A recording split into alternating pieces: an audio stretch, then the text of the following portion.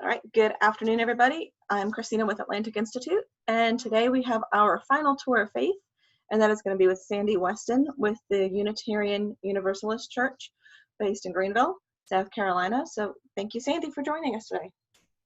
Thank you. It's great to have an opportunity to share with you a bit about Unitarian Universalism. Yeah, we are the Greenville Unitarian Universalist Fellowship, so we call ourselves GOOF. I'm going to show you a PowerPoint that will help me describe what UUism is about. And pardon me when I look down to read my notes. I'm going to do the share screen now. Right there, and share. There we go. Okay. I'm going to shrink that down. Good. So let's take a look to see what Unitarianism is about. This is the symbol of the Unitarian Universalism faith.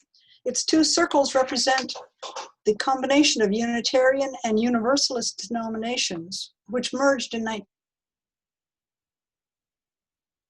congregations. The flame is the light we bring into the world, and the chalice is offset from center to leave room for exploration and discovery of new truths. I like to call Unitarian Universalism a home for heretics, and you'll see why. The first thing most people want to understand is, why are there two names? The theological ancestors of both Unitarianism and Universalism are found as far back as the early days of Christianity. They both matured and reached their classical form in the middle 19th century, when Unitarianism became an accepted non-Trinitarian religion from Poland to the British Isles, and eventually in the United States among free thinkers. Universalism holds that all souls are beloved of God and therefore are ultimately destined to be restored to the presence of God, regardless of their behavior or beliefs. After the Council of Nicaea, as you can see, the Christian faith was solidified. It became one idea that everyone was expected to pronounce with the Nicene Creed. And from that part forward, Unitarians were considered heretics. Originally, they saw themselves as Christians. Unitarians were some of the original heretics for holding that God was one, a unity, and not three persons in one, as was adopted by the Nicene Creed. For the next 14 centuries, Unitarians were persecuted for their beliefs and even put to death. And yet Unitarians' commitment to freedom of religion persisted. The religion spread throughout several European countries and on to North America, where it naturally took root, consistent with the freedom of conscience.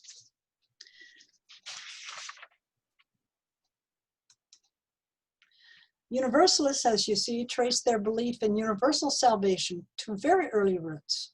Origen of Alexandria, BC, and Plato also. They see all people as beloved of God. Unitarians and Universalists are not outside of politics in this country. Many of them have been very instrumental in founding and designing the United States as it exists and its Constitution.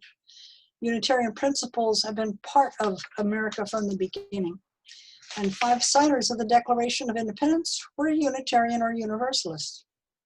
Ben Franklin, George Washington, and others were very influenced by Unitarian ideals, although they not necessarily become Unitarians themselves. 4 of our first 6 presidents were Unitarians. In 1961, the two faiths joined because they could see that they had common roots. And today, Unitarian Universalism is a mainstream denomination. That circle, as you see, that banner, is in the front of our sanctuary up here in Greenville. And as it describes, Unitarianism, with its flame in the center, accepts, respects all different faiths. It has no leader, no dogma, and every group governs itself. Therefore, it is not a cult. Some people have often wondered that. No, it's not a cult. We are people of a covenant. Covenant means that we are not bound to a belief system per se. Instead, we have principles that we subscribe to guide our relationships with ourselves and each other and the world. Our 7 principles that Unitarians adopt are: we affirm and promote the inherent worth and dignity of every person. Now, that's an easy statement to say, but start thinking about what that means. The worth and dignity of every person, even those people you can't stand. When we have to really focus on that first principle, it expands our heart. Our second principle: justice, equity, and compassion in human relations. Justice is a very strong principle in Unitarianism and Universalism. We often have social justice as a predominant focus of our actions in the local communities. At GOOF, we recently provided a food drive for those in our area who are food insecure, a blood drive with the Red Cross, and we maintain the Roland McFerrin House, which is owned by GOOF, to provide homeless families with temporary shelter. We just found out that the 2 families that are in the Roland McFerrin House right now have been approved for public housing, so they are going to be moving on, and we'll have new families in that home pretty soon.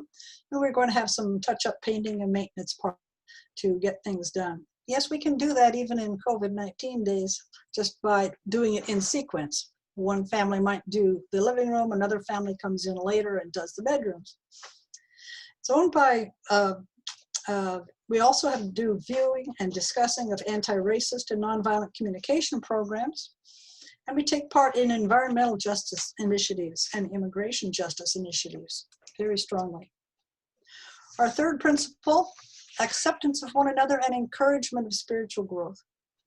Our congregation is very diverse in age, race, political views, and especially spiritual beliefs and practices. We have people in our congregation who were raised in standard Christianity: Lutheran, Catholic, Presbyterian, Methodist, Baptist, as well as Jewish, Hindu, and just about everything you can think of. It's where they came from, but what drew them were these principles and the opportunity to explore their own spiritual path. For over 20 years, GOOF has hosted and funded the UU World of Children, which is a Montessori school and child development center for preschoolers, with a mission to affordably and accessibly provide the highest quality education and childcare for families from diverse ethnic, socioeconomic, and family backgrounds. Our fourth principle: a free and responsible search for truth and meaning. Our adult religious exploration program, and we purposely call it religious exploration, not religious education, is now available exclusively through online meetings, of course. And it brings people of different beliefs together to discuss books, TED Talks, and establish UUA curricula. We're now in the process of planning this fall's programs. I'm the chair of that committee.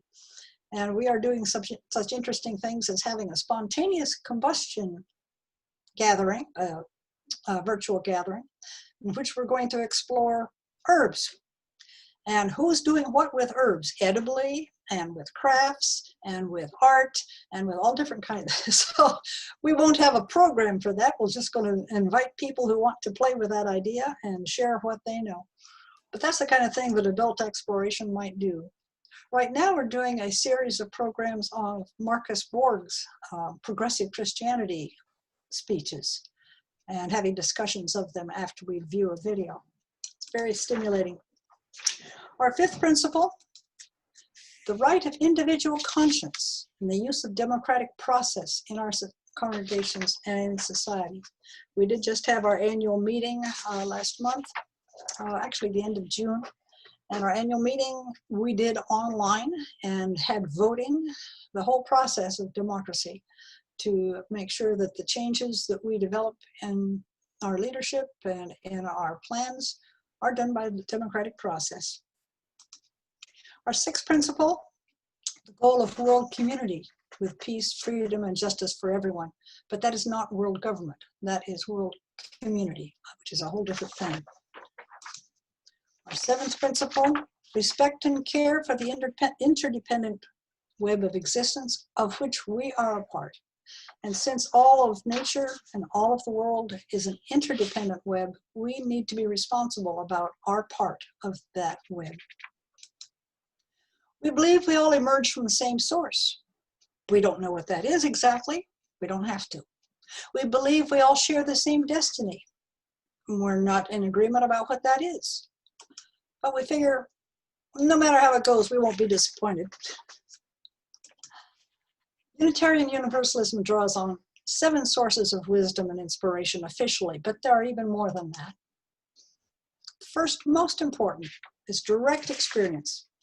Personal experience is affirmed in all cultures, which moves us to a renewal of the spirit and openness to the forces which create and uphold life. Number 2 is we are still listening to see what God has to say to us. Revelation of the divine is ongoing in our minds, not finished or sealed. One way I think I heard it best was, don't put a period where God put a comma. These other sources give us real challenge. This one, we attend to the words and deeds of prophetic people. These challenge us to confront powers and structures of evil with justice, compassion, and the transforming power of love. The world's religions inspire us in our ethical and spiritual life. We seek wisdom from the best of all the different faiths, including Jewish and Christian teachings. The best of these call us to respond to God's love by loving our neighbor as ourselves. And yes, many in the Universalists follow the path of Jesus. Wisdom from humanist teaching counsel us to heed the guidance of reason and the results of science, and then warn us against idolatries of mind and spirit. Spiritual teachings of earth-centered traditions, including those of our indigenous peoples, help us celebrate the sacred circle of life and instruct us to live in harmony with the rhythms of nature. We have learned through experience that the universe is much more complicated than many of the explanations we received as children. We encourage one another to put our values into action, whether that be by joining a small group called a covenant circle to explore ideas together, or becoming part of a team acting for social justice in its many forms and causes. As I said, our numbers include many who see themselves still in whole or in part as Orthodox Christians, Buddhists, atheists, Jewish, pagans, humanists, every other imagined stripe you can think of, and all are welcome. All that is required is respect for each other's beliefs and rights. And the sign in front of our congregation building there on State Park Road says a lot of what our values are. Love is love.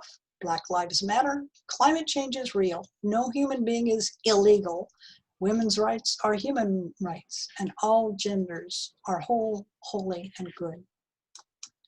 This is the inside of our sanctuary, which is usually about half filled on most Sundays.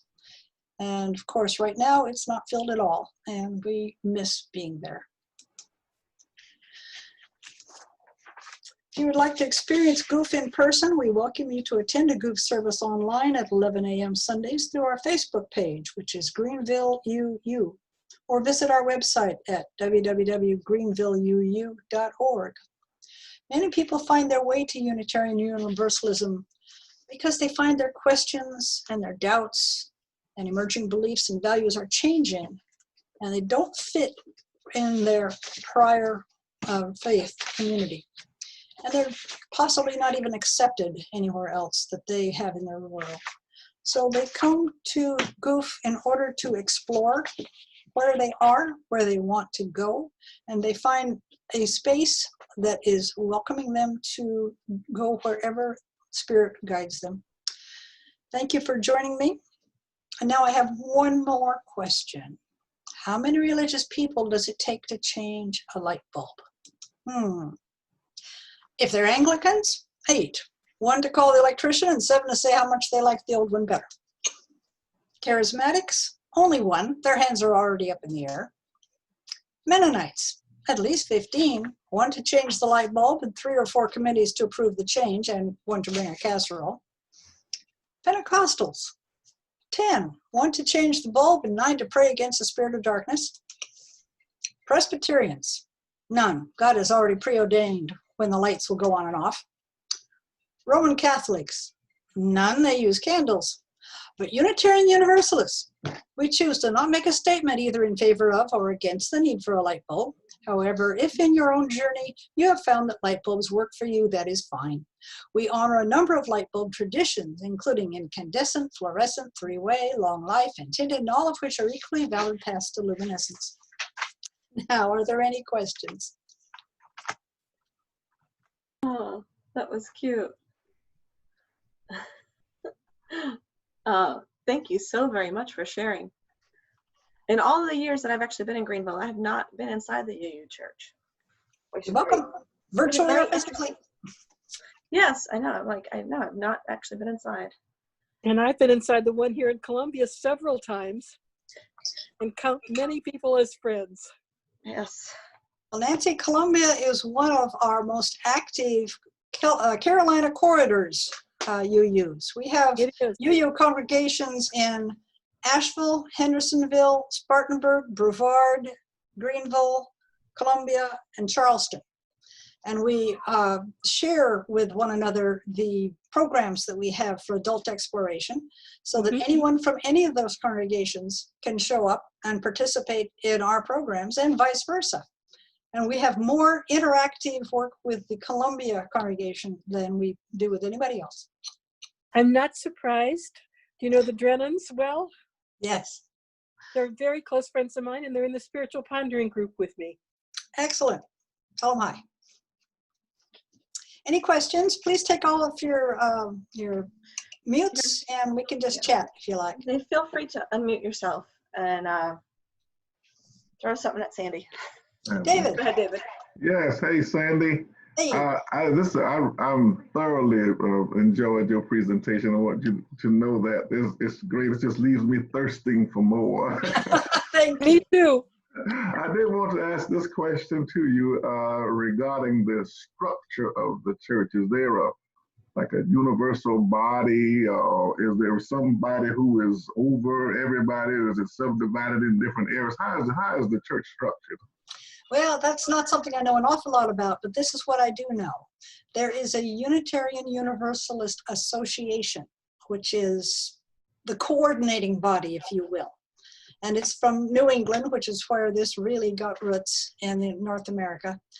But they don't dictate, they provide resources. And every congregation you go to will probably look and feel a little bit different because of that, because there is, as you can see with these free thinkers, there's not a lot of top-down control.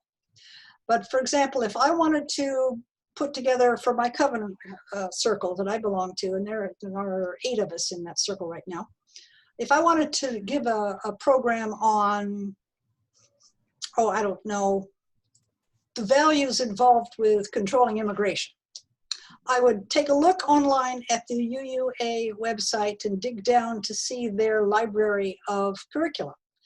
If they didn't have one on that, I could write one myself.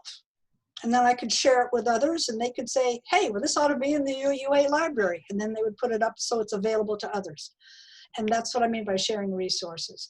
But as far as controlling, not so much. There is definitely some degree of bureaucracy. I don't know of an institution that doesn't have that, do you? I don't. There is, president, there's a board of directors in every church and whatnot, but yeah, it is well organized, but not controlled. I see. Thank you. Other questions? Thank you. All right, we have anybody else? I have one. This is Nancy. What excites you? Everything excites you. I can tell that, Sandy. But what particularly excites you right now about what you personally are involved in? Oh my goodness. Well, let's see the inventory of what I'm involved in. Okay, I just completed, as some of you know, being on the board of the Interfaith Forum Greenville, as we just completed as a nonprofit organization last Saturday. And some of you were there. Raj was with me on that board. So that's complete. What board I'm going on next or what committee I'm going on next, I don't know outside of GOOF. In GOOF, I am, as I said, the chair of the Adult Exploration Committee. And so I'm excited about forming our next season of programs there. I'm hearing some really exciting ideas. Let's see, what else is there? I have a new job. I am now one of the US Census enumerators. For those people who are lazy or resistant and haven't completed their census yet, I might show up at your door and say, can I ask you some questions? Mm-hmm. Good of our community. I'm also waiting to be completed as enrolled as a COVID-19 contact tracer. Excited about that. State of South Carolina Department of Health is a little slow in getting their act together, as you can tell by the numbers going up in our exposure to the virus. But one of these days, I'm going to get a call saying, we now have the training ready. We now have your supervisor ready. Start Monday.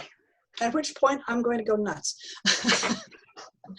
Fortunately, the census job is only for 8 weeks. So my guides hopefully will be keeping things in control for me so I don't have to do 60 hours of work a week. I'm also excited about a birthday present I just bought myself. It's a little journal book that I found on Amazon called Start Where You Are. Well, every page in that journal asks a stinger of a question that I need to write out after I think. And no fair just going page till I find one that I'm comfortable with. No, that's not the idea. I'm going to make myself write on every one, starting on my birthday, August 14th, when I turn 75. Wow. thank you so much. It's fascinating to me and to appreciate what is in each one of us. Thank you for sharing what's in you. I forgot, there's one more. I live in a senior citizens apartment complex. There's one man here who is on hospice care.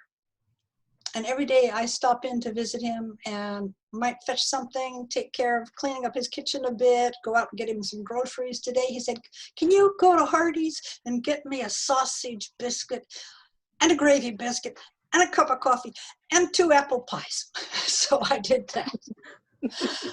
I figured the day will come, I will need some support like that. But he's my project. That's very nice of you. Very sweet.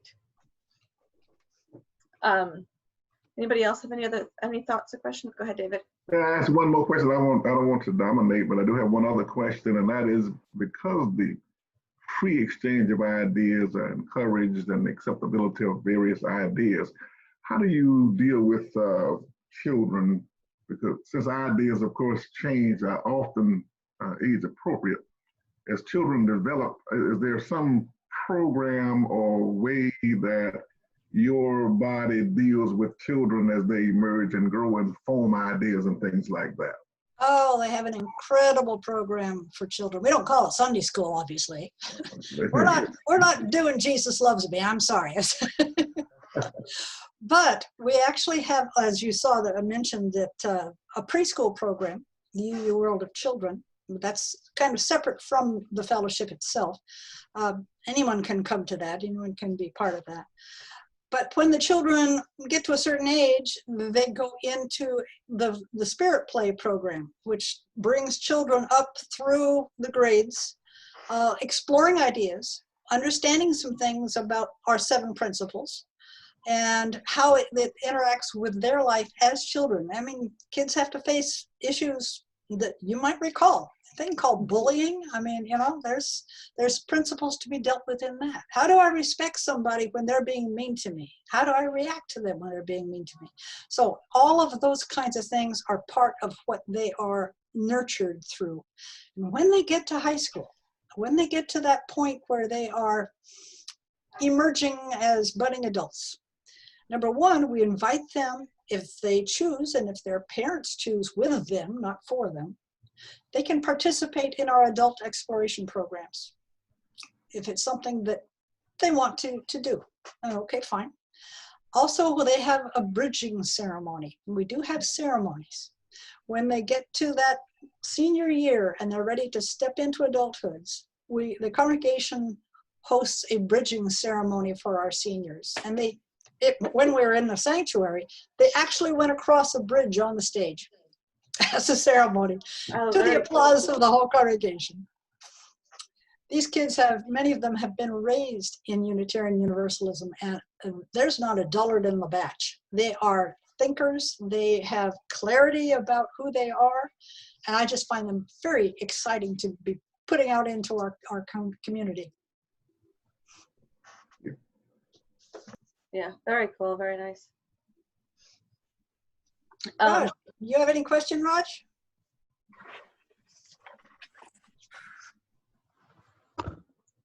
No, I don't. Okay. You know, I was gonna ask you when you said that you do have like this bridge ceremony. Is there like an observance or a holiday that's different than, I guess, mainstream that the UU church does or follows? Not per se. We enjoy Christmas. We enjoy some of the pagan ceremonies, because some of our congregation is pagan. They will host a pagan event. Yeah, I was gonna say something like perhaps pagan, because I have friends that are pagans that and are witches, and I know that they have their Christmas tree up, but then they also have their cow up as well, and they do multiple different things. We never know what our group of pagans is going to do next, but it's interesting. Yes, and we don't have holidays that are specific to Unitarian Universalism. We do honor the various traditional holidays and have a bit of a different take on them. If you ever tune into our Easter program, I hadn't thought of it that way, that kind of a thing. But there is respect there. Sandy, this is Nancy coming in. I also find some of the UUs that I know are Christian and UU. Yep. So some people have a religion that might be Jewish and UU, because the principles that you have could well apply to me as well as to someone else. So I do know some people who are part of the UU congregation here, but for example, are using the material of a Thomas Merton or somebody, and are Christians, but their church affiliation is the UU. Yep, that's not unusual at all. Matter of fact, I mentioned a while ago that one of our adult exploration programs right now is a series of programs of watching talks by Marcus Borg, who was part of the Jesus Seminar. Very out there as far as progressive Christianity, and yet he is definitely Christian. And for some people find him too much talking about Jesus, but the rest of us say that puts a different light on the early church. That puts a different light on Christianity. Now I can resolve some of the issues that have bothered me all my life about Christianity. And I'm one because these are the people who have struggled with and explored these issues also. That's right. And that is true from different other faith traditions. Yes, many different faith traditions. And personally, I see a path of faith of an individual is just that. It is a path. It is not a box you settle into and you stay there for the rest of your life. For some people, they're very comfortable doing that. But other people are just moving and changing, and they might have heard something or read something that makes them stop and think about things. I have been a card-carrying member of 6 different faiths through my life. The glory is honoring each other and each other's story. Oh, yes, absolutely. And learning from one another. Absolutely. You are welcome to stop into the UU service on Sundays, or some of our programs. Go to, like I said, greenvilleuu.org, and you'll find a lot of information about how to plug into some of the programs and find out what's going on. I know I'm welcome here at the one here in Columbia. I sometimes, outside of COVID times, I sometimes make retreat with the 4 Clares in Traveler's Rest. When I'm in that area sometime, or I'm going to our Fatherhood, initiatives to see them. I may try to do just that, Great. to come to you. Great. You'd be welcome. I can tell that. Wonderful. Well, I'm delighted to have shared with you. If there's any more questions, I'm definitely willing to field them. If we are complete, that's fine too. One question I know. So I went to the Unity Church in Greenville for probably 5 or 6 years, and when I would say to people that I went to Unity, they said, "Oh, Unitarian," and I said, "No, Unity." It's always very difficult to differentiate. I went there because I wanted more knowledge on not. I grew up in a very conservative Christian faith, and so I had a strong knowledge base of the biblical aspect of everything, and I wanted the knowledge base of what else was out there, and so I wanted to build up my knowledge base. But I asked somebody, I said one time, I said, well, what is the difference between Unitarian and Unity? And they told me, and I'm curious what do you have an answer? Like, what would be the difference between Unity and Unitarian? And I think it would be called a unitic, is what they call them. And then they try not to say that because it's like a lunatic. No, that's why they call themselves that, unitics. Yes. Yes. That's one of the cards I've held is Unity, by the way. Yeah. Unity is the Unity Church of Christ, which is actually a very Christian orientation with more supple edges.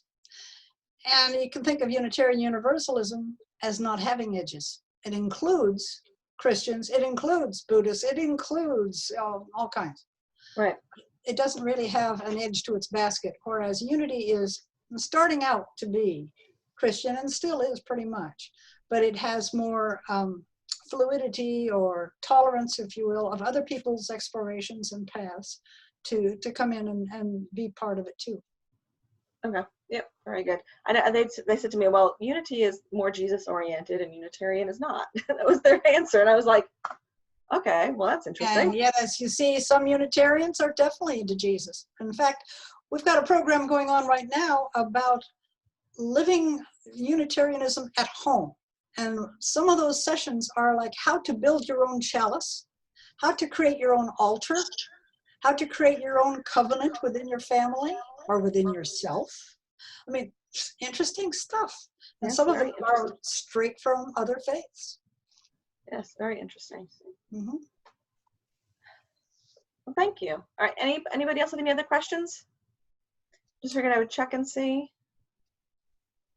Well, you've got a home if you're a heretic.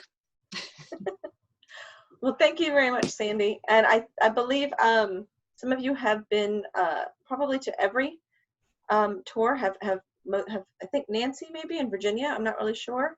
I might have been to almost every tour that we had. Tried. Many of them. And Yeah. if not then, because of the January, February things that we have in Columbia that have opened so many. Yes, yes. And so I thank you all for coming and for being here for this whole month. For those of you that have, I mean, it's been quite a journey. I think I missed one. Or actually, no, I missed two. Tours. Well, thank you so much for hosting this. I think this is a grand idea. Of course, as you know, in Interfaith Forum, we totally endorse the idea of Tour of Faiths, and we'll do what we can to support it. Yes, and I think we even said we were thinking that because this summer it was very well attended, and we were saying we might even try to do some of this virtually next year as well. Like, because I think we all really have gained a lot, and we're able to. I mean, we had 11 different tours this year. And technically we could even have more than that, but it was just nice to have it be virtual and have us be able to visit different areas and see different places. Even went to Ohio. Christine, yes. The Interfaith Partners, which is located in various places across the state, has been doing this now for years in January because it's World Interfaith Harmony. It started with a day, Interfaith Harmony, and we expanded it. Yes. First in Columbia and then all over. It might be some coordination so that we're not duplicating everything, but offering more things. Yes, yes. We are working with them this year on the 1st of January as well for the National Interfaith Day. Great. So yeah, we have been trying to figure out how to coordinate and create something so that we not can not to limit, right just to expand. maybe some things need to be done in both ends. Yes, I absolutely. do not believe in dualism. Absolutely. I believe in us expanding and offering so much Yes. to enrich us all. Yep. And we have found that some people, January works good for them, and some people, July works good. Some people, if they're educators, and however it works. So usually in January, whatever IPSC is doing, we'll share, and we usually will put it in an email or newsletter and share and see if we can add into it as well. One of the things that I was disappointed this last year to hear was I didn't know that the national the day that they celebrate. What did you say it was? It's World Interfaith Harmony World Day. Interfaith Harmony It was Day. set by United Nations. Yes, but there was nobody to observe it up in the Greenville, Spartanburg area. And I said, "Are you serious?" I said, "So we're gonna have to do that." I mean, they had all these different programs in Charleston, and they had some in Columbia, but there was nothing. And I was waiting to figure out. And Florence. Yeah, and I was waiting to hear where the locations were to go in Greenville, and I figured for sure somebody would have been doing this or something. I didn't know, or Spartanburg. And I said, well, we can't continue like that. We have to have some kind of presence. Like, how do we have something the whole state, and we have the whole upstate part is just like nobody participated. I was like, no, we can't do that. So. Well, when you start cooking something up, let me know. Yeah, And the more we know each other, the more we'll get it together. Yes. Yep. I met back in January or February when we were able to still meet. I met with Adrian and discussed it. Good. Yeah, Adrian is a tremendous resource. Yes. Yeah, he's awesome. He's awesome. All right. Well, thank you. Thank you.